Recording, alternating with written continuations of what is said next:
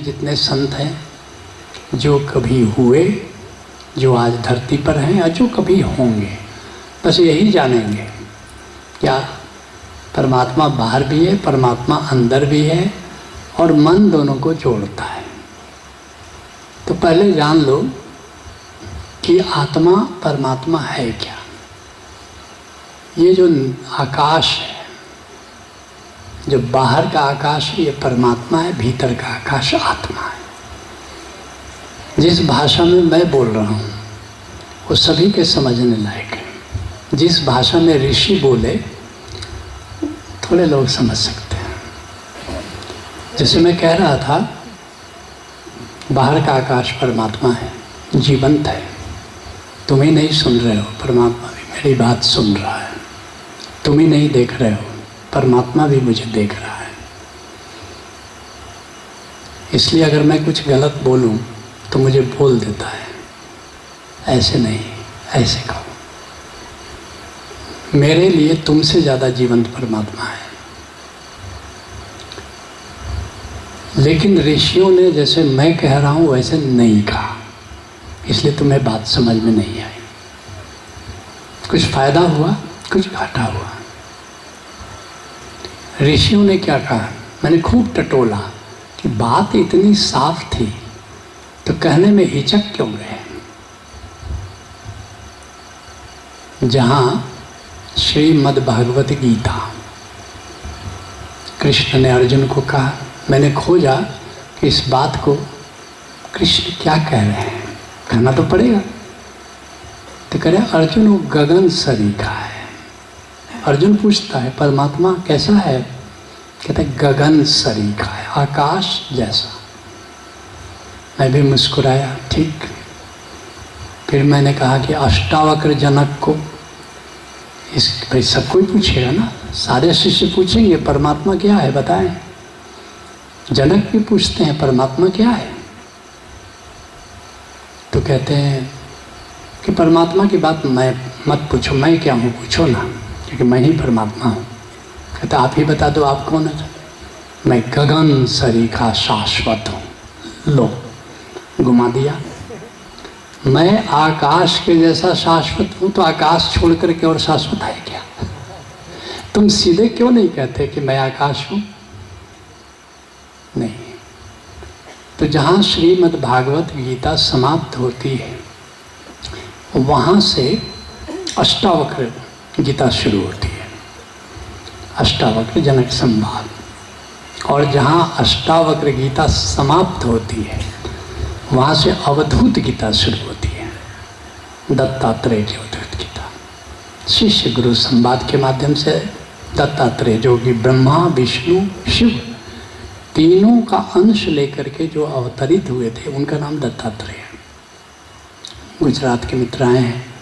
गुजरात में प्रसिद्ध है, गिरनार के ऊपर उनकी तपोभूमि है, जहाँ उन्होंने तपस्या की थी। मुझे जाने का मौका मिला है।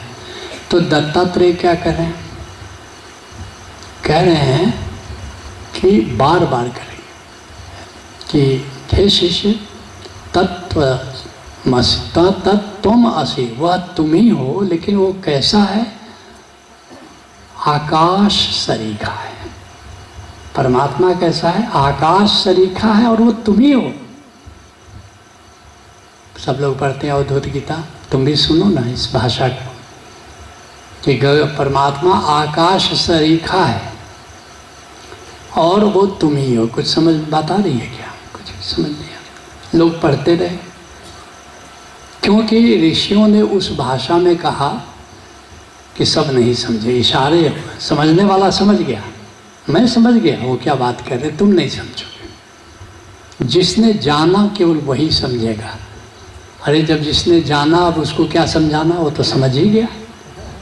सारी गीता, सारा वेद, सारे उपनिषद, सारे धर्म ग्रंथ उनके लिए है जो जानते हैं,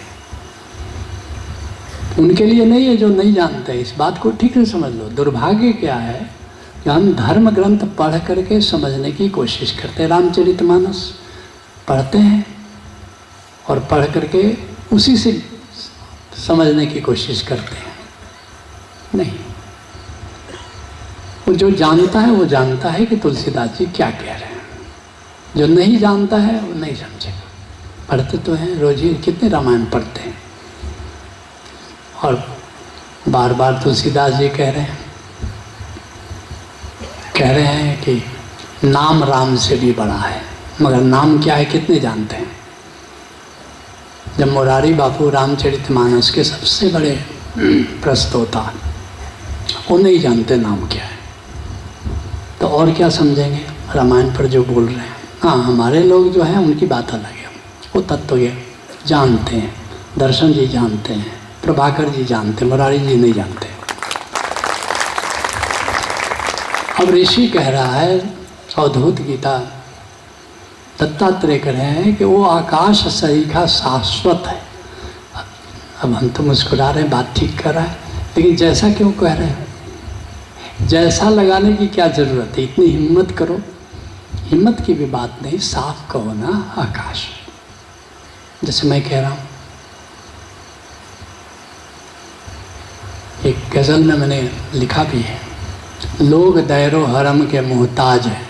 लोग कहाँ जा रहे हैं? कोई मस्जिद जा रहा है, कोई मंदिर जा रहा है, कोई काबा जा रहा है, कोई काशी जा रहा है। जाना चाहिए, मैं पक्ष में हूँ, क्योंकि वहाँ काबा हो कि काशी, शिव की सत्ता है, आदम की सत्ता है, जाना चाहिए। और शिव हमारे जीवन को संवारते हैं, आदम स्पिरिट वर्ल्ड के गवर्नर एक ही है, नाम अलग अलग है, जाना चाहिए। इसलिए हम काशी या काबा के एहतराम में, उसकी प्रतिष्ठा में कोई कमी नहीं लाना चाहते, लेकिन परमात्मा कोई और बात है, वो आकाश है। तो मैं साफ कह रहा हूँ, इसलिए लोग दैरो हरम के मोहताज हैं, कुछ सयाने घट में उलझे, क्या करें? दिया के नीचे अंधेरा क्या करे, या खुदा तू ही बता हम क्या करें। दिया के नीचे अंधेरा, लोग दैरो हरम के मोहताज हैं, कुछ सयाने घट में उलझे। घट में परमात्मा है, ठीक बात है, आत्मा रूह ही खुदा है। हजरत मोहम्मद साहब भी कह रहे हैं, बाउल कह रहे हैं, महावीर कह रहे हैं, बुद्ध भी कह रहे हैं, नाम आत्मा की जगह अनात्मा कह रहे हैं, इससे कोई फर्क नहीं पड़ता। गुलाब गुलाब है, तुम रोज़ कहो कि कोई और भाषा में कहो। मेरे मुर्शिद ने कहा सिद्धार्थ सुन, आसमां खुद है खुदा हम क्या करें। लेकिन तुम जानकर आश्चर्य करोगे, ओशो ने भी घुमा दिया, नहीं कहा। उन्होंने क्या कहा? जिस दिन तुम आकाश की चेतनता को जानोगे, उस दिन परमात्मा को पहचानोगे। लो, घुमा दिया कि नहीं घुमा दिया? घुमा दिया। इससे तुम क्या समझोगे? समझोगे कि आकाश परमात्मा है? नहीं समझोगे, घुमा दिया, सबने घुमाया। तो इससे एक तो फायदा हुआ, परमात्मा बहुत बड़ी चीज़ है, परमात्मा को जानना आसान नहीं है, बड़ी साधना करनी पड़ेगी, बड़ी तपस्या करनी पड़ेगी। तो लोगों को चुनौती भरा काम लगा, करने लायक है, कठिन है, दुस्साध्य है। तो लोगों को लगा कि वाह क्या बात है, करना ही है तो धन क्या कमाना, पद क्या, प्रतिष्ठा क्या, ब्रह्म ज्ञान और आत्मज्ञान सबसे बड़ी चीज़ है। अब सब छोड़ो, उसमें लग जाओ, बड़ी चुनौती। और जो संत थे, जो गुरु थे, उनके पीछे पागलों की तरह पीछे लोग पड़े। हमें भी ब्रह्म ज्ञान का स्वाद उनका कठिन है, भला कोई बात नहीं, त्याग करना पड़ेगा, घर छोड़ना पड़ेगा, संसार को छोड़ना पड़ेगा, क्योंकि बिल्कुल ठीक। जब इतना अनूठी चीज़ इतनी पानी है तो संसार छोड़ने में क्या लगा है। ओशो के पास हम लोग ध्यान करते रहे, ओशो एक दिन विदा हो गए तो निराशा आ गई, गुरु चला गया, हमने तो जाना नहीं, 90 में चले गए। 2-3 साल बाद संत आए, प्यारे संत थे, प्रभु जी उनका नाम था। अजय भारती जी हैं हमारे ओशो के शिष्य हैं, उन्होंने निमंत्रण भेजा कि एक संबुद्ध संत आए हैं, परम ज्ञानी हैं, ओशो से तो हम सब चूक गए, इनसे नहीं झुकना चाहिए, आप चाहो तो आप आ जाओ। मैंने कहा ब्रह्मज्ञानी संत हैं, आत्मज्ञानी संत हैं, संबुद्ध संत हैं, अब ओशो तो रहे नहीं शरीर में, तो चलो इनसे ही कुछ नाता जोड़ते हैं। वहाँ पहुँचे, प्रभु जी ने कहा कि आपको संबोधि हो गई? मुझे ना, तो आप ध्यान कर रहे हैं,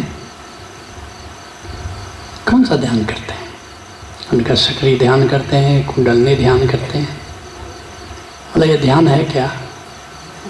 उनके नाम ही ध्यान है। कौन कहता ध्यान है? हमने कहा ओशो कहते हैं। बोले कहाँ कहते हैं? मैंने कहा आगे भारती जो लाओ जरा, ध्यान पहली और अंतिम मुक्ति, meditation first and last freedom. हमने कहा लीजिए इसमें कहते हैं। बोले कि नहीं मैं जानता हूँ, आप दिखाओ ना कहाँ ओशो इसमें कह रहे हैं। सक्रिय ध्यान, मैंने चैप्टर निकाला, बोले लीजिए पढ़िए। हम कि नहीं आप ही पढ़िए ना, तो पहले ही पंक्ति लिखा हुआ था ये ध्यान नहीं है। तो मेरे पैरों के नीचे से ज़मीन हिलती नज़र आई। मैंने कहा मैं इतनी बार ये किताब पढ़ा है, और 16 साल लंबा समय होता है, और इसको मैंने पढ़ा ही नहीं, ये ध्यान नहीं है। 16 साल से सुबह सक्रिय ध्यान, शाम कुंडलनी ध्यान, बीच में आनापानसति ध्यान, और ओशो करे तो ध्यान है ही नहीं, तो ध्यान की भूमिका। मैंने कहा ये मिसप्रिंट है। बोला कि नहीं आगे पढ़िए, आगे कि ये संगीत के पहले जो तबला वाले, डुक्की वाले और हारमोनियम वाले जो मिलाते हैं सुर, ऐसा ही है ये सक्रिय ध्यान। तो माथा ही चकरा गया, आज तक ध्यान ही नहीं गया। मैंने कहा हाँ 16 साल मेरे नष्ट हो गए, मैंने मान लिया। अब क्या करना है? बोले कि आपको ब्रह्म ज्ञान जानना है। क्या जानना है? आत्मज्ञान जानना है। बोले जानना है तो छोड़ना पड़ेगा। बोले क्या छोड़ना पड़ेगा? संसार छोड़ना पड़ेगा। बोले कि ठीक है, नौकरी छोड़नी पड़ेगी। ठीक है, पत्नी को पूछ लीजिए कि आपके साथ आएंगी, या वो नहीं आएंगी तो उनके लिए जो व्यवस्था करनी हो कर लीजिए, सब छोड़ के आ जाइए। मैंने ठीक है, लेकिन मुझे आप 24 घंटे दे सकते हैं डिसाइड करने के लिए। उनका हाँ। मैं गया, मैंने पत्नी से कहा कि एक प्रभु जी संत मिले थे। अच्छा, वो कह रहे थे कि ब्रह्म ज्ञान पाने के लिए संसार छोड़ना पड़ेगा, तो क्या आप मेरे साथ ब्रह्म ज्ञान के लिए संसार छोड़ के चलना चाहेंगे? नौकरी भी छोड़नी पड़ेगी। तो उन्होंने कहा कि एक सवाल हम भी पूछें। हम क्या पूछिए? बोले आप ओशो से जुड़े, आप कहते हैं कि आपको नहीं हुआ ना संबोधि, नहीं मिले। क्या नहीं मिले? लेकिन आपका कुछ गया भी नहीं। संसार गया तो नहीं, नौकरी चल ही रही है, संसार चल ही रहा है। इस बार सौदा बड़ा महंगा है। इस बार अगर वहाँ से भी कुछ नहीं मिला तो सड़क पर आ जाइएगा। और जब ओशो से नहीं मिला तो प्रभु जी से मिल जाएगा, ये बात पक्की है? लेकिन पक्का तो नहीं है, खेल तो जुआ ही रहे हैं। मतलब वो आप सोच लीजिए, फिर आप जो फैसला करिएगा हम सपोर्ट करेंगे। मैंने भी देखा ये मामला ज़रा गड़बड़ है, मैंने प्रभु जी को लिख दिया कि नहीं होगा। फिर भी ओशो के लोग बड़े प्यासे, संबोधि, आत्मज्ञान और ब्रह्म ज्ञान के नाम पर वो कुछ भी कर सकते हैं। तो प्रभु जी के पास करीब 50 लोग गए, सब छोड़ छाड़ के गए, और वो 50 के 50 सड़क पर आ गए, क्योंकि उन्हें खुद ही ब्रह्म ज्ञान पता नहीं था, खुद ही पता नहीं था। तो ब्रह्म ज्ञान के नाम पर, आत्मज्ञान के नाम पर, संबोधि के नाम पर कितने लोग बुद्ध के साथ 10,000 तो साथ चलते थे। बाकी 1-1.5 लाख और भी। भगवान महावीर के साथ कितने लोग सब छोड़ करके चले गए। शंकराचार्य के साथ लाखों लोग चले गए। नहीं मिला कोई बात नहीं, क्योंकि गुरु कह रहा था कि बड़ा कठिन है, तो नहीं मिल रहा था। सच्चा सौदा 1 करोड़ लोग, राधा स्वामी 5 करोड़ लोग। मैंने कहा सच्चा सौदे में एक बंदी मिली, वृद्धा थी। मैंने कहा भाई यहाँ क्यों हो? बोले मुक्ति के लिए। उनको मिल गई। बोले आसान थोड़े है, आसान नहीं है। अब जिंदगी लोगों की बीत गई, नहीं मिली, लेकिन एक आशा तो लगी है ना कि एक दिन मुक्ति और मोक्ष। तो भीड़ बड़ी है, बड़ी भीड़ है, क्योंकि ब्रह्म ज्ञान के लिए जा रहे हैं, कुछ भी करने को तैयार है, जीवन न्यौछावर करने के लिए तैयार है। तो एक तो बड़ा लाभ है कि ब्रह्म ज्ञान कह दो कि कठिन है, तो बहुत लोग तुम्हारे पास आ सकते हैं तुम्हारे साथ चलने के लिए, क्योंकि उच्चतम कठिनतम परमात्मा मेरे पास लोग आते हैं। ये आकाश, ये तो परमात्मा है। ओह बस इतनी सी बात, बस हो गया। भीतर अंतर आकाश है ना, यही आत्मा है। अच्छा बस इतनी सी बात। तो कहते इसमें तो कुछ चुनौती नहीं, कुछ चुनौती नहीं। तो कितने लोग हैं? 40,000 होशोधारा 40,000। और कितने साल से बता रहे हैं? 20 साल से बता रहे हैं। तो चुनौती भरा लोगों को नहीं लगता। और जानने के लिए क्या कहते हैं? बस 28 तल का कार्यक्रम है, 6-6 दिन का है। लोग कहते हैं बस इतनी सी बात। हमने तो सुना था कि जिंदगी लग जाती है, जन्मों जन्मों की बात होगी। नहीं, इसी जन्म में। चुनौती भरा नहीं लगता। तो इसलिए क्या कहते हैं हम? लेकिन हम लेने में असमर्थ क्यों हैं? क्योंकि तुमको लगता है ये बात बड़ी आसान है, कठिन नहीं है, दुर्लभ नहीं है। कह रहे हैं सब ले सकते, सब पात्र हैं। कबीर साहब ने क्या किया?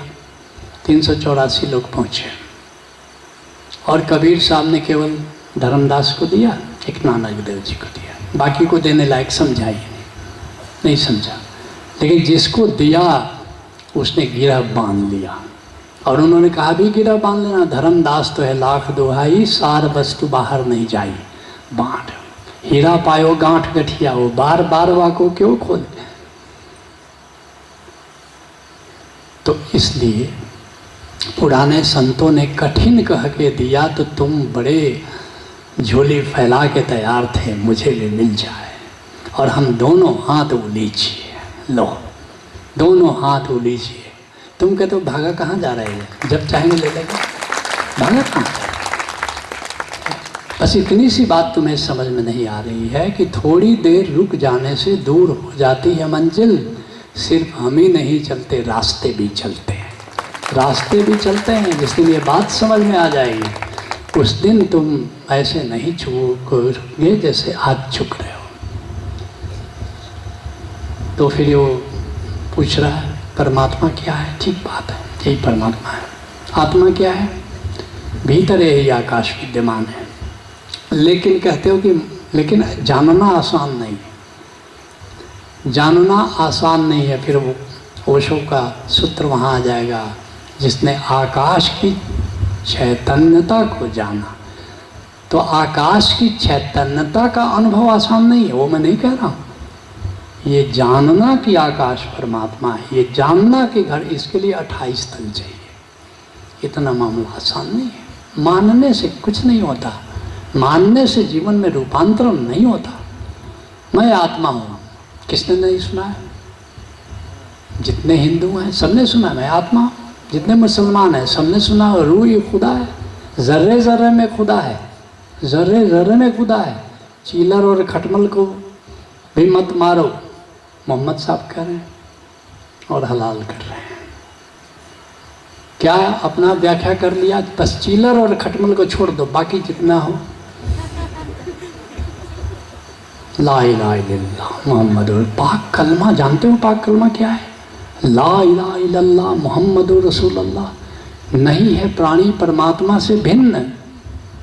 और मोहम्मद साहब उसके दर्पण, जो सदगुरु है, जो मोहम्मद है, मोहम्मद साहब का नाम कुछ और था, लेकिन बाद में जब बुद्धत्व को उपलब्ध हुए उसका अर्थ होता है जिसमें खुदा का नूर उतरा। तुम कलमा पढ़ के हलाल कर रहे हो, तुमको शर्म नहीं आती? ला इलाहा नहीं है प्राणी परमात्मा से भिन्न और कह करके गलत देते रहे हो। ऐसे तो लोग हैं, अपना अर्थ लगा लेते। नहीं, जानना आसान नहीं है, मानना बड़ा आसान है।